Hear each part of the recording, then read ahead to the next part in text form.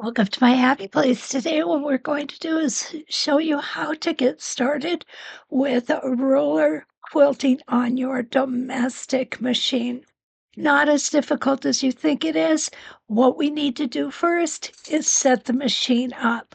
So what I've got here is a grid glider, and they're known as many different things, but this grid glider is 11 by 14 inches, which is the perfect size for my small machine. I'm working on a Snare 301.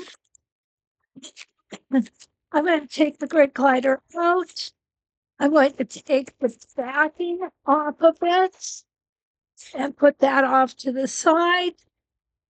My feed dogs are dropped. I'm going to go ahead and line up my vertical and horizontal lines with my needle. You're going to notice that my foot is quite loose. So once we have that attached to the machine, and it will get dirty and you will end up with lint under it, and that's not a problem because in order to clean it, all you do is take some baby wipes, wipe off the back, and it's good as new again.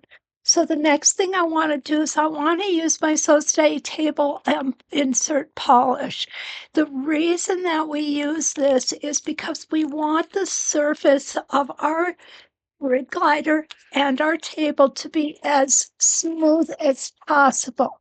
And what this will do is this will help us to move our fabrics along consistently so that we don't have any catching or anything. You don't need a whole lot of polish.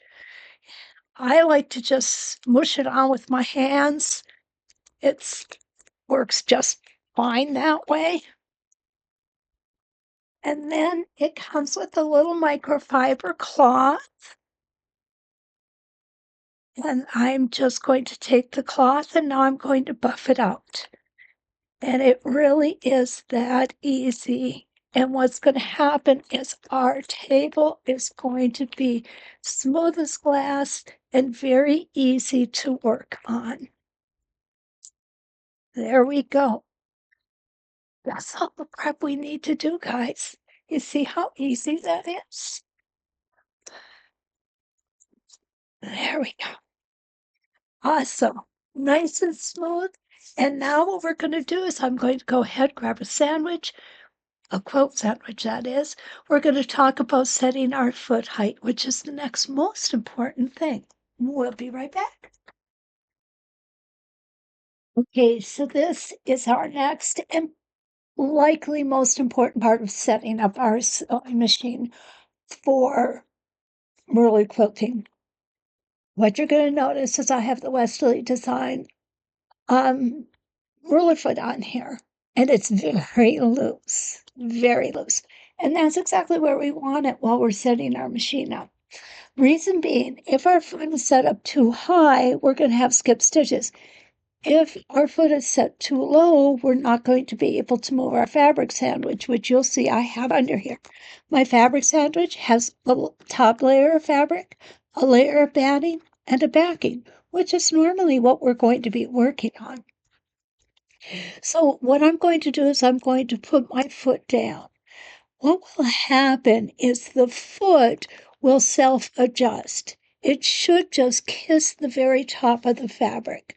Now, with some machines, you might want to get a little closer than that. With some machines, you want to be a little further away. You're going to find the perfect sweet spot for your machine, but you need to practice it. You need to figure this out.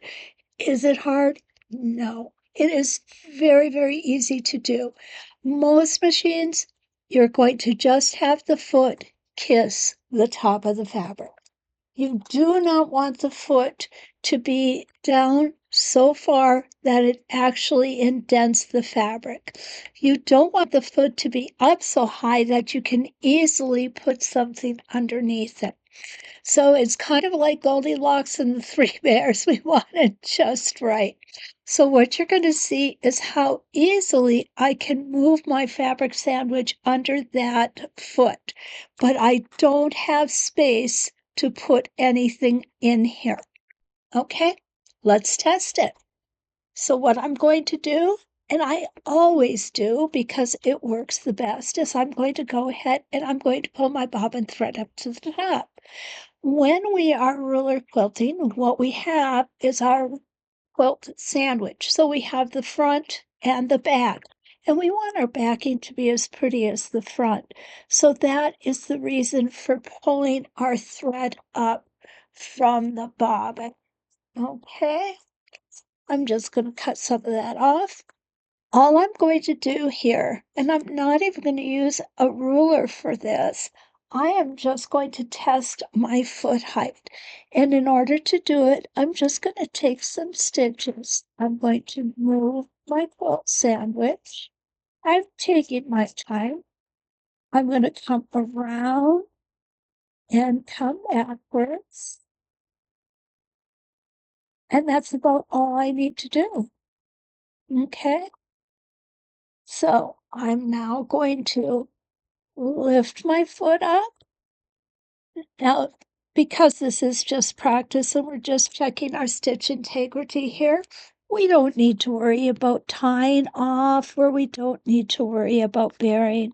I'm looking at the back. My tension looks really good on the back. What we want is when we look at the back, we want to not see the top thread on the back. And when we look at the top, we do not want to see the bobbin thread up on the top. And that looks pretty good. There's no loops or anything. That tells me that my foot height is set well. Okay? Now what I'm going to do is I'm going to go ahead and I'm going to show you what's going to happen if our foot height is too high. And there we go. I've just reset it too high on purpose. Okay? You don't want to do this. However, you may want to do this while you're figuring out the best way to set your machine up. I've got my foot down. So what's going to happen is what you'll see is I cannot make a stitch. And that's because my foot height is too high. So when you see that you're having skip stitches, and I'm not going to say if you see, it's going to happen to you. It happens to all of us. What you will notice is it's probably because your foot needs to be readjusted. So we're just going to go ahead and take that thread out of there. There we go. Now what I'm going to do is I'm going to show you what's going to happen when we set that foot height too low. And I've got it down there really. Now what you're going to see is I really have to push this in order to get that fabric to move. And what's happening here is we're getting a bulge. We call that snow plowing.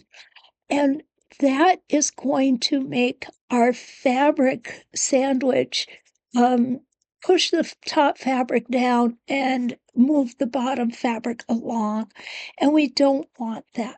So again, I'm just going to go ahead, leave that needle down, which I can do because I'm not going to try and lift the foot or move it too far. I'm just going to loosen that foot up, let it find its perfect height by itself. And now let's see how we're going to do it. Beautiful. We can move along without any problems. Our stitches are forming nicely. So what we have done is we have successfully set our perfect foot height for this quilt sandwich. If you put another quilt sandwich in here, a different one, you're going to want to readjust that foot height again. Even though we are using the same batting, the same fabric, sometimes that batting has a tendency to get a little bit heavier in some places, a little bit lighter in some places. Set your foot height. You see how easy it is. You see how beautiful your stitches will turn out. And we'll be back to show you how to start working with your templates.